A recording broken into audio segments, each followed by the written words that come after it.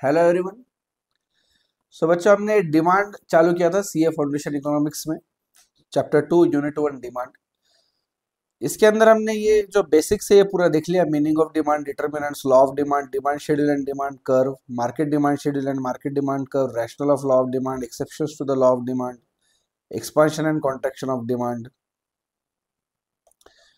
फिर हमने रिसेंटली जो 2-3 वीडियोस डाले उसके अंदर हमने इंक्रीज एंड डिक्रीज भी कवर कर लिया। Movement along the demand curve versus shift in demand curve and demand function, ये पूरा का पूरा हमारा यहाँ तक पार्ट हो चुका है अभी तक। राइट, ये भी हो चुका है, ये भी हो चुका है and this is also done. Demand function में हमने रिसेंट वीडियो में कवर कर लिया। सो अगर किसी का ये कुछ देखने का अगर बाकी है तो please go and watch this videos. ये आपको कैसे मिलेंगे? आइदर आप डिस्क्रिप्शन बॉक्स में जाएंगे तो प्लेलिस्ट में जाके ये सब वीडियोस फाइंड आउट कर सकते हो। हर एक वीडियो को लेक्चर नंबर डाला हुआ है, उसके हिसाब से चलेगा वो। और दूसरी चीज ये है कि आप प्रीवियस वीडियोस और नेक्स्ट वीडियोस उसके भी लिंक डाले हुए डिस्क्रिप्शन बॉक्स में, तो वैसे भी आप सिक्वेंशियली वो फाइंड आउट कर सकते हो। सो हमारा डिमांड क्या है, वो क्यों होती है, क्यों बढ़ती है, क्यों कम होती है, लॉ क्या है, उसके रैशनल, एक्सेप्शंस, वो सब कुछ हमने देख लिया। अभी हम देखने वाले इलास्टिसिटी ऑफ डिमांड। ठीक है, इस वीडियो में हम देखने वाले ये इलास्टिसिटी ऑफ डिमांड, इसका मीनिंग क्या होता है ये, और फिर आगे चल के अपन नेक्स्ट वीडियोस में प्राइस इलास्टिसिटी वगैरह चालू करेंगे। हमको बेसिकली 4 टाइप की इलास्टिसिटी देखना है। एक तो price elasticity, income elasticity, cross elasticity and advertisement elasticity. एक बार अगर इलास्टिसिटी का मतलब समझ जाओगे तो बाकी सब कुछ आसान है। एक कोई भी देख लिया, अगर प्राइस इलास्टिसिटी आ गया तो इसका मतलब आपको इनकम, क्रॉस या एडवर्टाइजमेंट इलास्टिसिटी, इसमें कोई मुश्किल नहीं जाएगी। माइनर माइनर चेंजेस तो हर जगह होंगे, लेकिन लॉजिक अल्टीमेटली वही है। ठीक है, तो let us understand 1.12 elasticity of demand.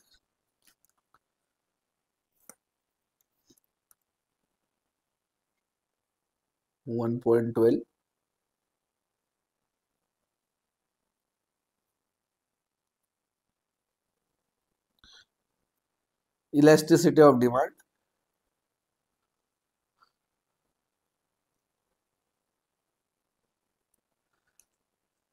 मैंने बोला था आपको कि हमने अभी तक जो देखा वो हमने देखा था कि क्या इफेक्ट पड़ेगा।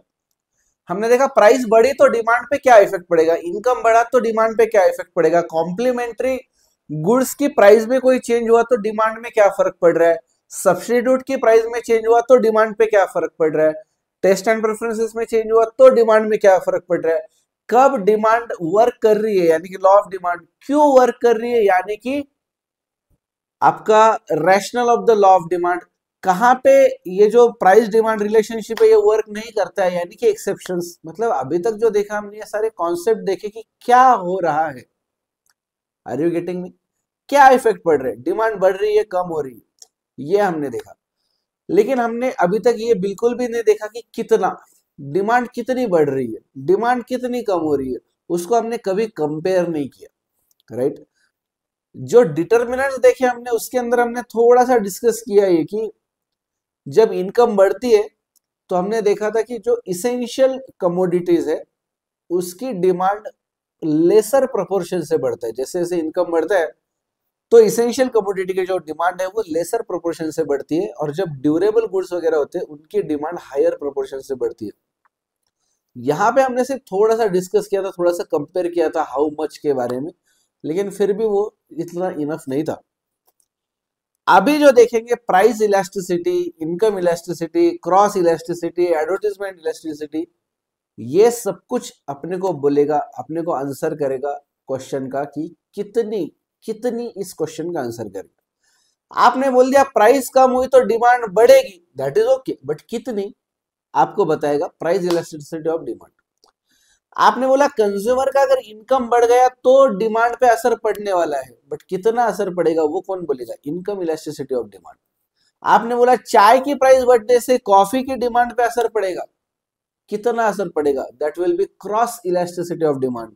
और आपने बोला कि मैं एडवर्टाइजमेंट पे अगर खर्चा करूंगा तो उससे भी मेरी डिमांड बढ़ेगी, फिर से क्वेश्चन आएगा कितनी बढ़ेगी, हाउ मच। तो वो जो आंसर है हाउ मच का, वो जो आंसर है वो देगा आपको इलास्टिसिटी ऑफ डिमांड। ठीक है, चलो तो समझो इस बात को कि कोई प्रोडक्ट है, उसकी प्राइस है, मान लो प्राइस जो है वो बढ़ जाती है बाय 10%, बाय 10%। मुझे बोला अगर प्राइस बढ़ती है तो डिमांड पे क्या असर पड़ता है, वो तो अपना क्लियर है कि डिमांड कम होने वाली है। मान लो इसकी डिमांड कम हो गई बाय 20%, बाय 20%, मतलब जितनी प्राइस बढ़ी 10%, उसके कंपैरिजन में डिमांड 20% से गिर गई, मतलब ज्यादा गिर रही है डिमांड। करेक्ट। क्या बोल सकते हैं हम इसको, 2 टाइम्स।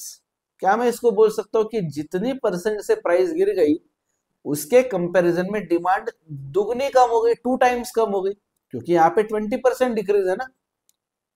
हाँ या ना, राइट। मैं बोल सकता हूं यहाँ पे as compare to price,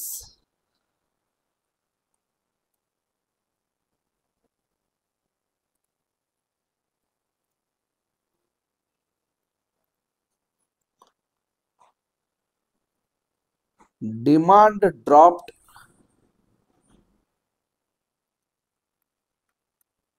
twice. Correct. या इसको मैं सिंपल भाषा में बोलूं तो demand dropped twice the change in price. अभी एक और चीज समझो, डिमांड कम होगी बढ़ेगी क्या होगा, ये सब कुछ हमने ऑलरेडी देख लिया। किधर देखा हमने, अभी तक जो देखा हमने डिटर्मिनेंट्स ऑफ डिमांड, उसका क्या असर पड़ता है प्राइस पे, उसके अंदर हमने कवर कर लिया। करेक्ट। क्या इफेक्ट आता है, इफेक्ट का व्हाट का आंसर हमने ऑलरेडी दे दिया इसके पहले, राइट। अभी हम हाउ मच का आंसर देंगे, how much, how much, how much का आंसर कौन करेगा आपको, इलास्टिसिटी करेगी। इलास्टिसिटी बताएगी आपको कि बॉस ट्वाइस में फर्क पड़ा, आधा फर्क पड़ा, कितना फर्क पड़ा, ये आपको बोलेगा इलास्टिसिटी। मान लो नमक है, सॉल्ट, सॉल्ट की प्राइस पहले ₹10 थी,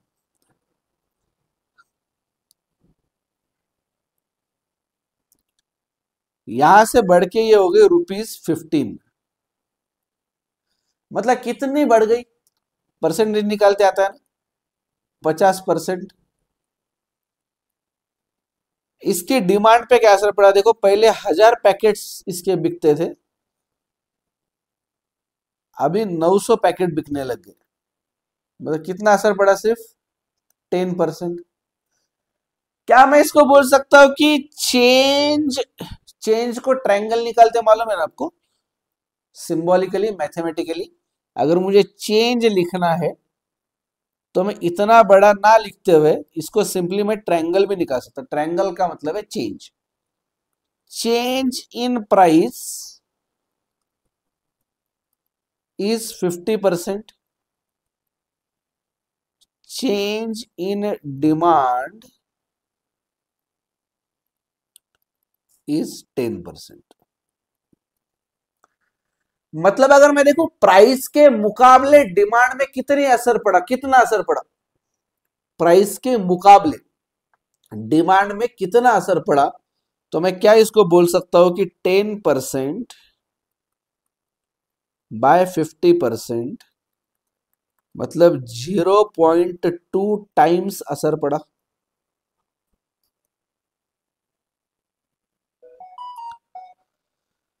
मान लो एसी है, एसी की प्राइस थी पहले ₹30,000, यहां से एसी की प्राइस कम हो गई, कंपनी वाले सोचा बहुत धूप बढ़ गई, बच्चों को बड़ी तकलीफ हो रही पढ़ाई करने में, तो इनको सस्ते में एसी देते। ठीक है, तो इन्होंने प्राइस कम कर दी, 30,000 का कर दिया, मान लो 27,000। कितना फर्क पड़ा बच्चों, 10%। ये तो आता है ना आपको। 30,000 से 70,000 हुई, मतलब 3,000 का फर्क पड़ा। 3,000 एज कंपेयर टू 30,000 इज 10%। इसकी डिमांड जो है, पहले मान लो 1 लाख एसी बिकते थे, 1 लाख एसी बिकते थे, ये बढ़ के 1.5 लाख एसी बिकने लग गए। अभी सस्ता हो गया ना। मतलब कितनी बढ़ी डिमांड, कितने से बढ़ गई? 50%। क्या मैं बोल सकता हूं change in price is 10%, change in demand is equal to 50%। तो क्या मैं इसको बोल सकता हूं, अब यहां पे 10/50 मत करो, 10/50 मत करो, प्राइस के मुकाबले मुझे देखना है डिमांड पे कितना असर पड़ा। आर यू गेटिंग मी और नॉट? प्राइस के मुकाबले डिमांड पे देखना है, डिमांड के मुकाबले प्राइस पे असर नहीं देखना है। जिस पे असर देखना है अपन वो न्यूमरेटर में लेते। तो 50% बाय 10%, क्या मैं इसको बोल सकता हूं 5 टाइम्स चेंज आया डिमांड के अंदर, क्योंकि प्राइस सिर्फ 10% से ही गिर गई ना।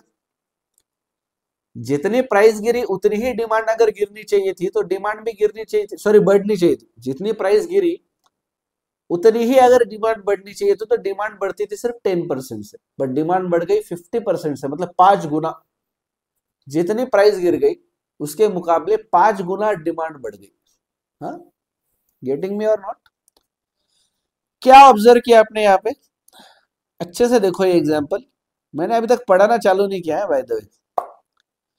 अगर आपको ये नहीं ध्यान में आ रहा है कि ये कहाँ पे कौन सा फॉर्मूला यूज कर रहे हो, तो डोंट वरी, वो मैं पढ़ाने वाला हूँ। अगर आपको लग रहा है कि ये परसेंटेज कैसे निकालते सर, ये तो आपने बताया नहीं। पहली बात तो ये आपको आना चाहिए, 10वीं तक बहुत बार होता है ये सब, बट नहीं भी आता है तो मैं पढ़ाने वाला हूँ, उसका टेंशन मत लो। अभी सिर्फ मैं क्या बोल रहा हूँ उसकी तरफ ध्यान दो, ठीक है? ऑब्जर्व करो ये दोनों को, सॉल्ट और एसी को ऑब्जर्व करो। सॉल्ट की प्राइस बढ़ गई थी और डिमांड हो गई थी कम, एसी की प्राइस कम हो गई, डिमांड बढ़ गई। सिंपल है। मुझे एक सिंपल चीज बोलो, यहाँ पे कहीं पे भी हमने इंक्रीज या डिक्रीज ऐसा लिखा है क्या कहीं पे? Please tell me. बाकी कुछ नहीं समझ आ रहा होगा अभी, टेंशन मत लो, ये सब होगा आगे चलिए। सारे फॉर्मूलेज एक्सप्लेन करूंगा मैं, सारे मैथमेटिकल कैलकुलेशन एक्सप्लेन करूंगा, सब कुछ होगा। अभी मुझे कॉन्सेप्ट समझाना है, पहले कॉन्सेप्ट समझ लो। एक बार कॉन्सेप्ट ध्यान में आ गया, फॉर्मूला इजी है। मुझे बताओ यहाँ पे कहीं पे भी हमने इंक्रीज या डिक्रीज कुछ भी यूज किया क्या वर्ड? हाँ, देखो यहाँ पे भी हम क्या बोल रहे, चेंज बोल रहे, चेंज। यहाँ पे भी देखो, कहीं पे भी प्लस माइनस सिंबल दिख रहा कुछ? एक्चुअली यहाँ पे सॉल्ट की प्राइस बढ़ गई है लेकिन डिमांड कम हो गई है ना।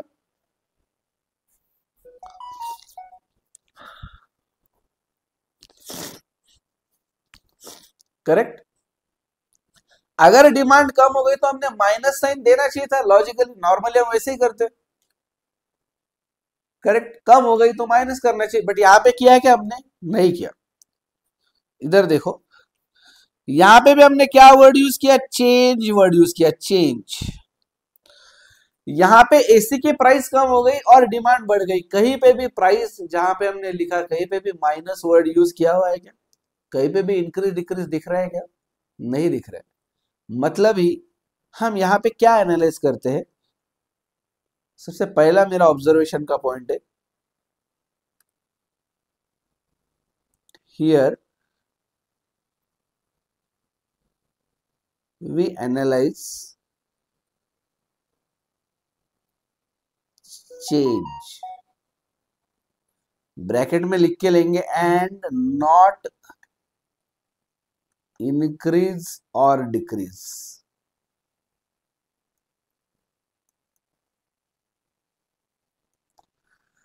हमको यहाँ पे बढ़ा या कम हुआ उससे कोई मतलब नहीं है, हमको देखना है कि चेंज हुआ क्या ये।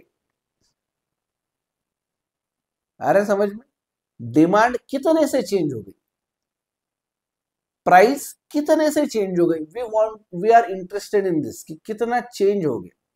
राइट। इलास्टिसिटी कभी भी क्या ऐसे देखी जाएगी, how much change, not increase और डिक्रीज। ओके, सेकेंड चीज देखो,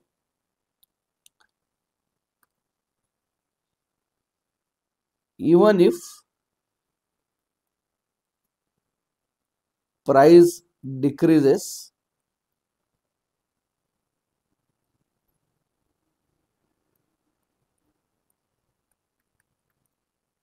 we will not use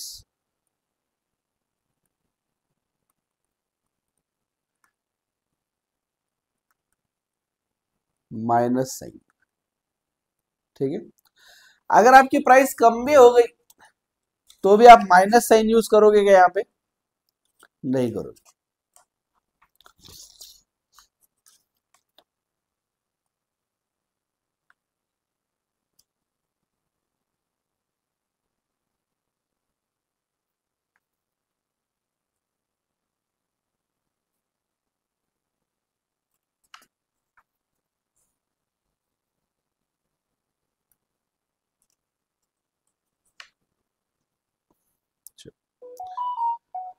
तो सबसे इंपॉर्टेंट था ये कि हम यहाँ पे चेंज देखने वाले हैं, हम यहाँ पे इंक्रीज डिक्रीज नहीं देखेंगे, एंड हम माइनस साइन भी यहाँ पे नहीं लिख रहे।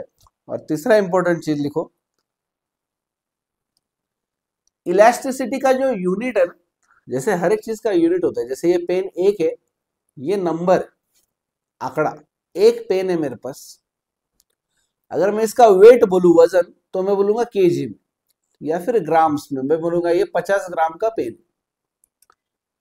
ये जो बॉटल है, मैं बोल रहा हूँ कि ये 1 लीटर की बॉटल है, मतलब इसके अंदर कितना पानी बैठता है। बट अगर मुझे नंबर ऑफ बॉटल बोलने की, मेरे पास कितने बॉटल है ऐसे, मेरे पास ऐसी एक बॉटल, मेरे पास एक लैपटॉप है, ये मैं नंबर बोल रहा हूँ। ये ऐसे यूनिट होते हैं, नंबर हो गया, लीटर हो गया, किलोग्राम हो गया, ये यूनिट हो गए। हर एक चीज का कुछ ना कुछ यूनिट होता है। जैसे अपन अगर सब्जी मंडी में जाते हैं, अगर आपने बोल दिया कि मुझे ये लेना है आलू, सामने वाला कितना आलू चाहिए, तो बोलो 2 डजन, तो आपके ऊपर हंसने लगेगा। या फिर कभी आम लेते टाइम पे गए, बोल दिया आपने कि मुझे 10 लीटर आम चाहिए, चलेगा क्या? नहीं चलेगा। या केले, बनाना लेने गए और उसको बोला कि मुझे 5 किलो बनाना चाहिए, नहीं चलेगा, वो डजन पे बिकता है। गेटिंग में?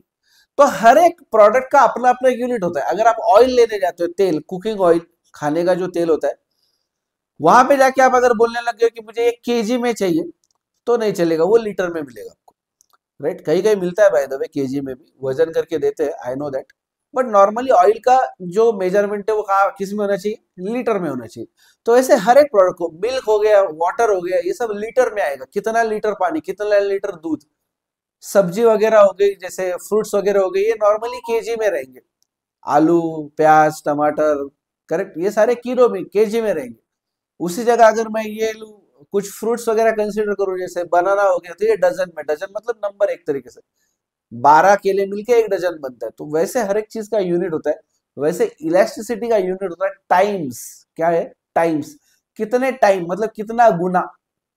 हिंदी में अगर मैं बोलूं तो कितना गुना, दो दुगनी डिमांड बढ़ गई, करेक्ट, 4 गुना डिमांड बढ़ गई, इस टाइप से गुना, यानी कि इंग्लिश में इसको बोलते हैं हम टाइम्स। तो unit of elasticity is times.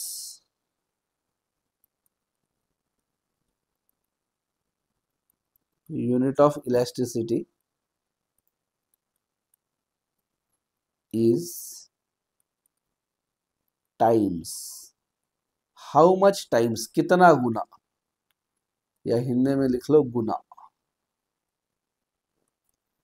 कितनी गुना डिमांड बढ़ गई। हम क्या बोलेंगे, अगर 10% प्राइस बढ़ गई और डिमांड 50% से कम हो रही है, तो डिमांड के ऊपर कितने गुने इफेक्ट पड़ रहे हैं। जो प्राइस चेंज हुआ, उसका डिमांड के अंदर जो चेंज आ रहा है, कितना गुना इफेक्ट आ रहा है, तो 5 गुना इफेक्ट आ रहा है। मतलब 10% प्राइस चेंज हो गई तो डिमांड 5 गुना चेंज हो जाएगी।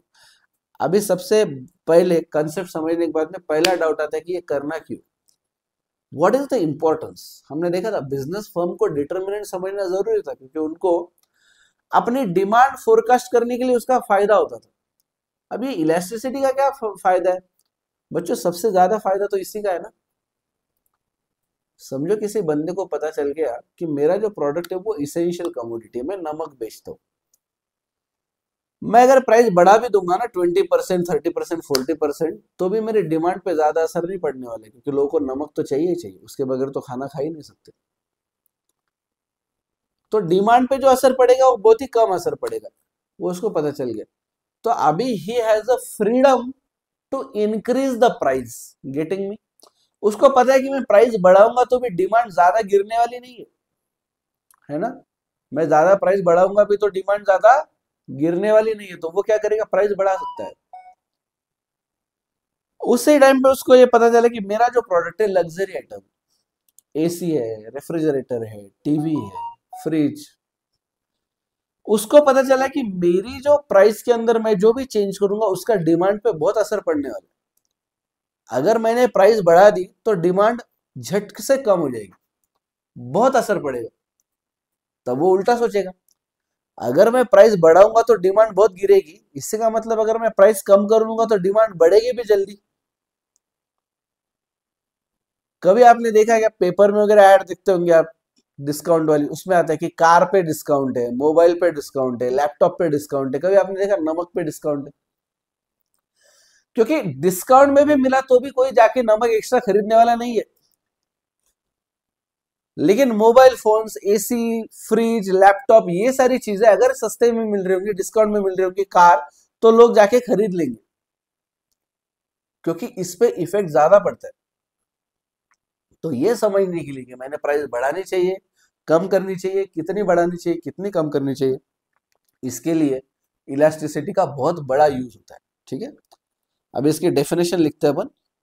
अभी तक हमने कंसेप्ट समझ लिया क्या क्या होता है क्या नहीं, अब इसको डेफिनेशन लिखेंगे इसकी। देखो,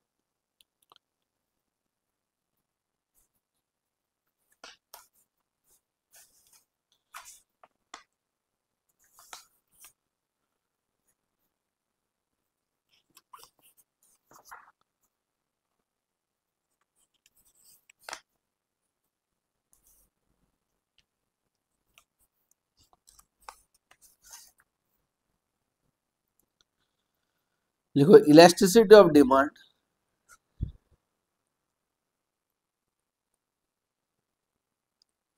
elasticity of demand is defined as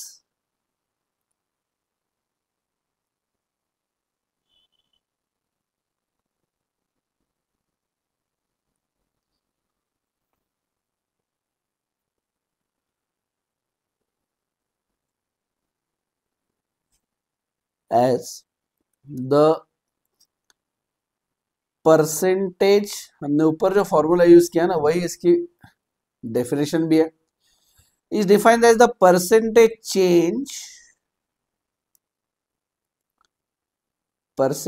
change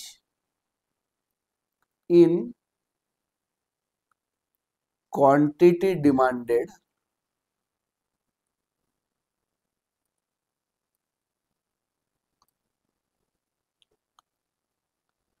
divided by the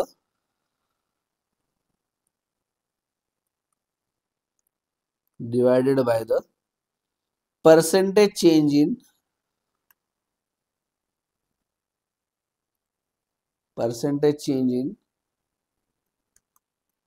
अब देखो इसके आगे मुझे सिर्फ ये लिख के नहीं चलेगा परसेंटेज चेंज इन प्राइस। क्यों? क्योंकि अलग अलग टाइप की इलास्टिसिटी है, प्राइस इलास्टिसिटी भी है, क्रॉस इलास्टिसिटी भी है, इनकम इलास्टिसिटी भी है, और एडवर्टीजमेंट इलास्टिसिटी भी है। तो मैं डायरेक्टली ये नहीं लिख सकता कि elasticity of demand is defined as the percentage change in quantity demanded divided by the percentage change in price. नहीं, क्योंकि प्राइस की जगह बाद में इनकम भी आएगा, उसकी जगह एडवर्टीजमेंट भी आएगा, उसकी जगह रिलेटेड प्रोडक्ट की भी प्राइस आएगी, सब कुछ आएगा। तो मैं क्या लिख सकता हूँ इसको, क्या है ये सब कुछ, प्राइस क्या है, इनकम क्या है, एडवर्टीजमेंट क्या है, क्रॉस मतलब रिलेटेड प्रोडक्ट की प्राइस क्या है। ये कहीं तो पढ़ा है ना हमने शुरुआत में, क्या बोलते हैं इसको, कलेक्टिवली सबको मिला के क्या बोलते हैं इसको, डिटर्मिनेंट्स ऑफ डिमांड। तो लिखो demand divided by the percentage change in determinant, percentage change in determinant of demand. अभी एमसीक्यू में इसकी जगह कोई भी वर्ड यूज किया जा सकता है, आपको सिर्फ दिमाग लगाना है। एक सेकेंड, आपको सिर्फ दिमाग लगा के आइडेंटिफाई करने की है, यही चीज है। डिटर्मिनेंट ऑफ डिमांड को यही भी बोल सकते हैं, factors influencing demand.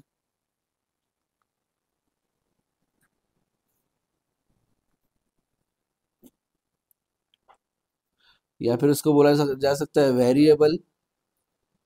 Variables on which demand depends.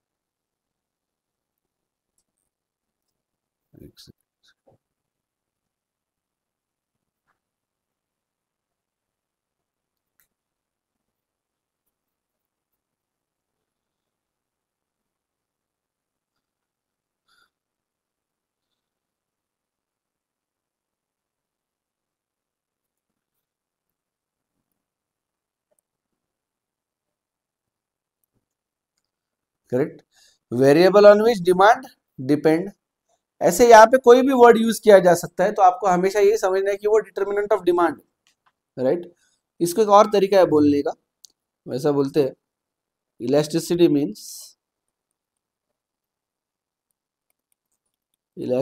Means responsiveness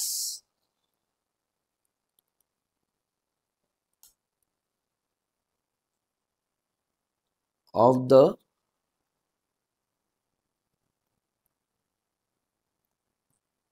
quantity demanded, responsiveness of the quantity demanded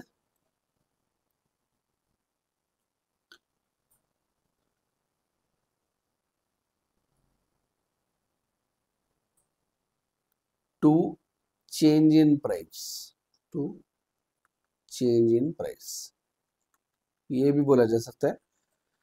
so it is basically the responsiveness, कि कितना रिस्पॉन्ड कर रहे हैं, how much demand is responsing to a change in price.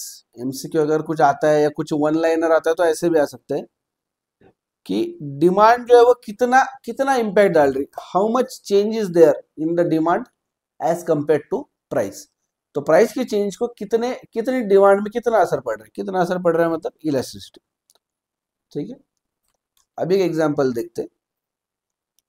Example, suppose mobile phone से, mobile phone इसका price ₹10,000 से ₹15,000 हो गया, और ये प्राइस है।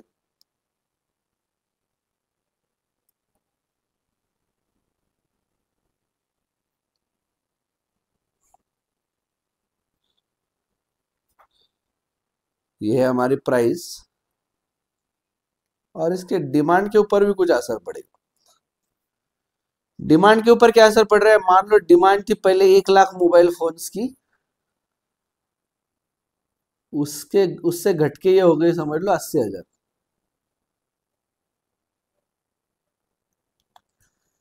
अभी मैं क्या ये लिख सकता हूँ, सुनो ये एग्जांपल अच्छे से देखो, क्या मैं ऐसे लिख सकता हूँ 10,000 से 15,000 हो गए मतलब 5,000 से प्राइस चेंज हो गई, और 1 लाख से 80,000 हो गए मतलब 20,000 से डिमांड चेंज हो गई।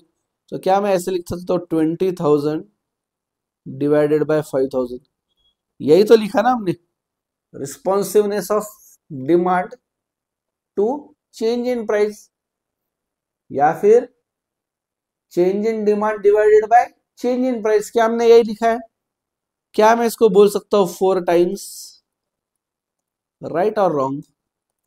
हाँ, सब लोग हाँ बोल रहे, बस मैंने बोल दिया, मैंने कुछ कर दिया मतलब वो सही हो गया है ना? No, this is perfectly wrong example. क्यों? क्योंकि अच्छे से देखो ऊपर हमने लिखा क्या है, ऊपर हमने लिखा है परसेंटेज चेंज, ध्यान में आ रहा है आपको? परसेंटेज चेंज देखना है, सिर्फ चेंज देख के नहीं चलेगा, क्या देखना पड़ेगा, percentage change, how much percentage. क्योंकि यहाँ पे तो भी दोनों भी चीजें थाउजेंड्स में बोली, इसके लिए इतना फर्क आपको ध्यान में नहीं आ रहा, बट मान लो बहुत बड़े पैमाने पे अगर मैं देख रहा हूं, जैसे समझ लो इसका एप्पल के मोबाइल फोन्स, करोड़ों में हैंडसेट बिकते होंगे इनके। अगर प्राइस चेंज होती है कुछ 10-12 हजार से और चेंज होता है करोड़ों में, तो कहीं के कहीं नंबर चला जाएगा। अगर मैं सिंपल गेहूं की बात करता हूं तो गेहूं की प्राइस में चेंज होगा 100-200 रुपए पर क्विंटल, और केजी के टर्म्स में अगर बोलूंगा मैं तो 2-3 रुपए पर केजी। और डिमांड में कितना बड़ा असर पड़ेगा, पूरे देश भर में कितनी डिमांड है गेहूं की, कुछ करोड़, कुछ lakhs of crore of quintals demand होगी, उसमें फर्क पड़ेगा। तो ये कहीं कंपेरेबल ही नहीं होगा, ये कुछ समझेगा ही नहीं कि क्या चालू।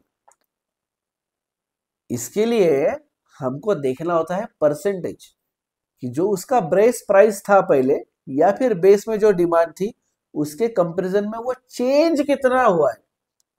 गेटिंग मी, चेंज कितना हुआ। इसके लिए और एक चीज नोटिस करो कि हमने डायरेक्ट डायरेक्ट 80,000 डिवाइडेड बाय 50,000 भी नहीं किया, राइट। 80,000 डिवाइडेड बाय 15,000 भी नहीं किया मैंने, कि नई डिमांड डिवाइडेड बाय नई price, correct. This is also wrong. तो क्या चाहिए, क्या मुझे मुझे चाहिए percentage change in demand divided by percentage change in price. हमारे एग्जांपल में देखो बच्चों, 10,000 से 15,000 पे चला गया ना प्राइस, राइट। प्राइस कितना हुआ, 10,000 से 15,000 पे गया। सबसे पहले निकालेंगे चेंज कितना हुआ। चेंज कितना हुआ, 5,000। अब देखो आप परसेंटेज कैसे निकालने का। ये आ गया चेंज मेरा। बेस में कितनी थी डिमांड, सॉरी प्राइस की बात कर रहे हैं ना, प्राइस कितनी थी पहले, चेंज होने से पहले कितनी प्राइस थी, 10,000 रुपए थी। तो परसेंटेज कैसे निकालते हैं अपन, change divided by original into 100। इसका मतलब 5,000 डिवाइडेड बाय 10,000 इंटू 100। तो ये 3 जीरो कट, ये 3 जीरो कट, ये 1 जीरो कट, ये 1 जीरो कट, 5 गुना 10 यानी कि 50%। या बहुत सारे बच्चों ने ओरली भी निकाल लिया होगा इसको, 10,000 के कंपैरिजन में 5,000 का चेंज हुआ, मतलब सीधा सीधा वो 50% है, बराबर 50%। अभी ये तो हो गया अपना प्राइस का। अब डिमांड पे कितना असर पड़ा, ये क्या हो गया, परसेंटेज चेंज, सॉरी एक minute, percentage change in price. अब परसेंटेज चेंज इन डिमांड कितना है, percentage change in demand is equal to original demand, sorry change in demand by original demand. Change in demand कितना हुआ बच्चों, 1,00,000 से वो 80,000 पे गया ना, 1,00,000 से 80,000 पे गया, मतलब चेंज कितना हुआ, 20,000 का, करेक्ट। चेंज कितने का है, 20,000 का। फॉर्मूला क्या है, change in demand upon original demand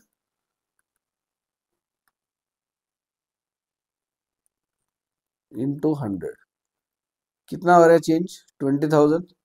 ये 80 कौन बोल रहे हैं, 80 जो है वो अभी है, 1,00,000 से घट के 80,000 आ गया। मतलब चेंज कितना, चेंज तो निकालना पड़ेगा ना, चेंज मतलब कितना बदलाव आया, राइट। तो that is 20,000 divided by original demand 1,00,000 into 100 is equal to 20%। Price elasticity का क्या फॉर्मूला है हमारा, प्राइस इलास्टिसिटी का फॉर्मूला हमने डेफिनेशन में लिखा था ना कुछ, प्राइस इलास्टिसिटी के बारे में क्या लिखा था, percentage change in demand divided by percentage change in price. Percentage change in demand है 20%, परसेंटेज चेंज इन प्राइस है 50%, is equal to 2/5। Percentage percent cut जाएगा, 0 भी कट जाएगा, is equal to 0.4 times, 0.4 times. ये आता है ना सभी को, हाँ या ना, नहीं आता होगा तो 2 मिनट इधर ध्यान दो, मैं इधर करके दिखाता हूँ। देखो 20% बाय 50%, इसका मतलब ये परसेंट परसेंट कट गए, is equal to 20/50। Zero zero cut गए मतलब 2/5। अब कैसे डिवाइड करने का 2/5 को? 5 से 2 को डायरेक्टली डिवाइड नहीं कर सकते, इसके लिए आ गया 0 पॉइंट। 2 के ऊपर एक 0 पकड़ लो, 20 हो गया। 20 को डिवाइड करो 5 से, यानी कि 4। तो इस तरीके से 0.4 आता है। ठीक है। अच्छा, ऊपर नीचे क्या कट करने का? सिर्फ 0 कट कर सकते हैं, या फिर परसेंटेज वगैरह ऐसे साइन होंगे तो वो कट कर सकते हैं।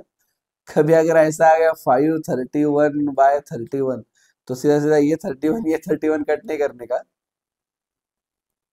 अब क्या मजाक लगाया सर ये। अरे होता है यार कुछ बच्चों को डाउट, ये भी पूछते हैं सब। लेकिन अगर 500/20 होगा तो ये 0 0 कट कर सकते हैं। 2 से 50 को डिवाइड करो 25, इस टाइप से आंसर आएगा। ये नहीं पता होगा तो बेसिक डिवीजन मल्टीप्लिकेशन एक बार देख लो फिर से। ठीक है। मैथमेटिक्स की क्लास नहीं है अपनी, जितना रिलेवेंट होगा उतना मैं बोलूंगा। वैसे मैथमेटिक्स का सीए फाउंडेशन के मैथमेटिक्स के जो एक्सरसाइजेस है, उसकी कुछ वीडियोस डालने वाले हैं हम बना के अभी। ये जो अटेम्प्ट आने वाला है ना मई जून का, उनके लिए। बट वहां पे पूरा क्लास डालना पॉसिबल नहीं होगा, इतना सब बनाना, उसको टाइम भी ज़्यादा लगेगा। लेकिन कुछ कुछ एक्सरसाइज जो है, जो मुश्किल है, वो हम डालने वाले, so that it will help you. तो अगर आप उसमें भी अगर आपको दिक्कत आ रही है मैथमेटिक्स में, तो प्लीज़ आप उसके एक्सरसाइज के वीडियोस देख सकते हो। ओके, 2-3 दिन में वो भी डालना चालू कर देंगे हम। तो देखो यहाँ पे आ रहा है आंसर 0.4 टाइम्स। तो कितना चेंज हुआ डिमांड में? 0.4 टाइम्स, मतलब जितना प्राइस में बदलाव आ रहा है उसके 0.4 टाइम्स डिमांड में बदलाव आ रहा है। तो यहाँ पे मैं क्या बोल सकता हूँ इसको फिर? As compare to 50% change in price, demand changed by 20%, that is by 0.4 times. 0.4 times आ रहे ध्यान में? चलो, कभी कभार ना एमसीक्यू में इससे भी आप परेशान हो जाओगे, मतलब इंस्टीट्यूट विल ट्राई टू, क्या बोल सकते हो उसको, कंफ्यूज यू। आंसर आपका बराबर आ गया 0.4। आपको ऑप्शन देंगे A B C D. 0.4%, 0.4, 0.4 times, और नन ऑफ द अबव। या फिर आपको देंगे all the above, all the above options are correct. तो फिर अगर हमें यूनिट याद नहीं रहा अच्छे से, तो हम देखेंगे 0.4 0.4 0.4, मतलब सेम ही है सब जगह, मतलब सारे करेक्ट है। हम डी को राइट करके आ जाएंगे, लेकिन एक्चुअली राइट आंसर होगा सी। राइट, तो D is the wrong answer, क्योंकि 0 परसेंटेज नहीं है ना, वो परसेंटेज नहीं है वो। या फिर कुछ भी यूनिट नहीं दिया, सिर्फ 0.4 लिखा, ये भी गलत है। Right, so this is the only right answer 0.4 times. तो इसके लिए हमको यूनिट भी याद रखना है। ठीक है। तो ये था हमारा इलास्टिसिटी का कॉन्सेप्ट। अभी एक बार मॉड्यूल देखते हैं अपन।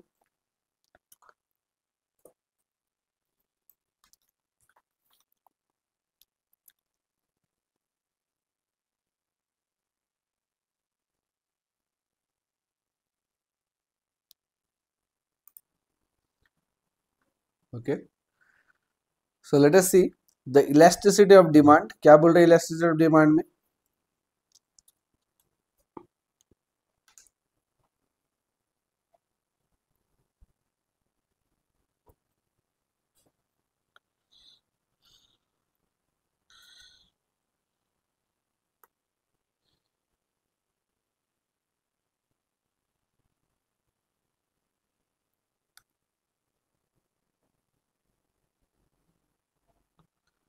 देखो, till now we were concern with the direction of the changes in price and quantity demanded. अभी तक हम क्या देख रहे थे? बोले डायरेक्शन, राइट, कि कौन से डायरेक्शन में डिमांड शिफ्ट हो रही है। बट अभी क्या होगा, from the point of view of business firm, it is more important to know the extent of the relationship और the degree of responsiveness of demand to change in its determinant. तो कितना बदलाव आएगा ये जानना ज्यादा जरूरी है, राइट। चलो नीचे आओ।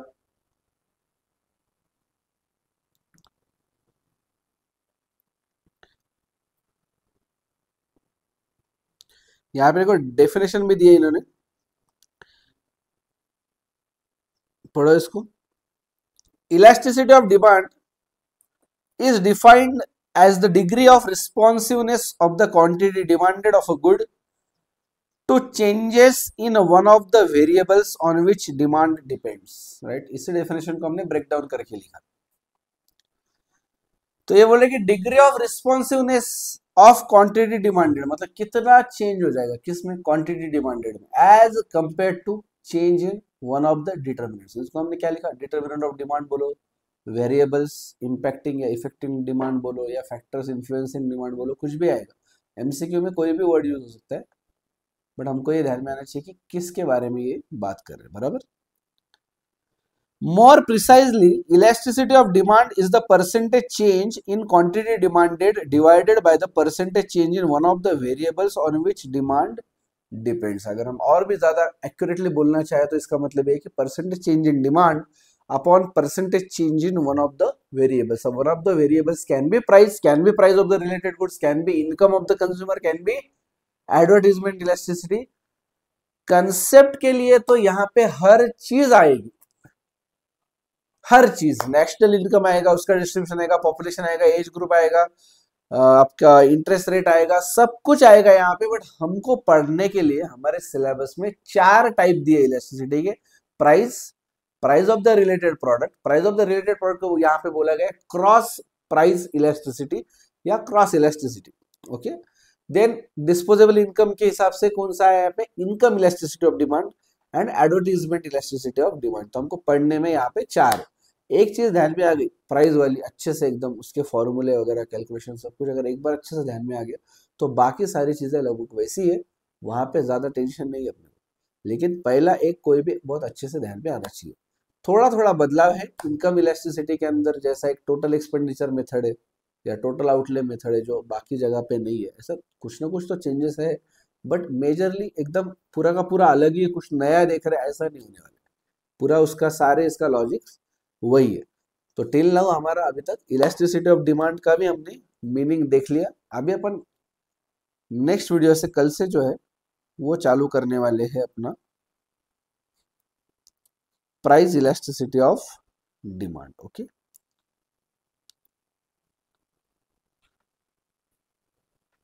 So here we will start with from tomorrow onwards। अभी देखो हमारा यहाँ तक क्या हो गया, अभी 1.13 तक हमारा हो चुका है अभी तक, राइट। इलास्टिसिटी ऑफ डिमांड हमारा हो चुका है। अभी now we will start with the price elasticity of demand, ठीक है। चलो तो अभी के लिए रुकते हैं यहाँ पे बच्चों। Go and check the description box, check the previous video, check the next video, check the playlist, check the practice questions, do everything and join the classes. There is no fees, but you have to join the class to join the live sessions on Zoom, okay। चलो मिलते हैं next video में, bye bye.